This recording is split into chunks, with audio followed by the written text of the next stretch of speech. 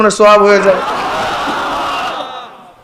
উম্মে হানি তুমি 100 বার আলহামদুলিল্লাহ পড়ো, আল্লাহর রাস্তায় 100 ঘোড়া যুদ্ধের ময়দানে দান করলে যেই পরিমাণের সওয়াব এই পরিমাণের সওয়াব হয়ে যাবে। উম্মে হানি তুমি 100 বার আল্লাহু আকবার পড়ো, আল্লাহর রাস্তায় 100 উট দান করলে যেই পরিমাণের সওয়াব ওই পরিমাণের সওয়াব হয়ে যাবে। যদি 100 বার লা ইলাহা ইল্লাল্লাহ পড়ো, আসমানের জমিনের খালি জায়গা সব নেকে ভরে যাবে। আজকে যদি আমি প্রশ্ন করি 100 বার সুবহানাল্লাহ, 100 বার আলহামদুলিল্লাহ, 100 বার আল্লাহু আকবার, লা ইলাহা ইল্লাল্লাহ কে কে বলছেন দেখবেন অনেক ভাই হাত আগে নিচে আমি করছি, হাত তুলতে কথা বয়ান শুনেন বুঝেন, দেখবেন আমরা অনেকেই হাত তুলতে পারবো না, অনেকেই না। কিন্তু যারা তরিকাতপন্থী,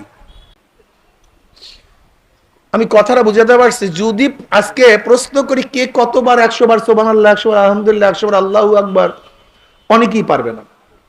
কিন্তু যারা তরিকাতপন্থী, যারা তরিকার সাথে হক্কানি ওলামায়ে কেরামের সাথে সম্পর্ক রাখে, তখন হাত তুলতে পারবে। কি বুঝলেন? হাদিস জানি কিন্তু মানতে পারি না। কেন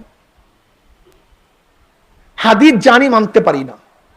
আবার দেখবেন অনেক স্কুল কলেজ ইউনিভার্সিটির ছাত্র বাবারা তারা বলে হুজুর সুবহানাল্লাহ আলহামদুলিল্লাহ পড়া তো আমাদের কাজ না হুজুর, এটা তো মৌলবীদের কাজ, মোল্লাদের কাজ। কি কথা ঠিক না?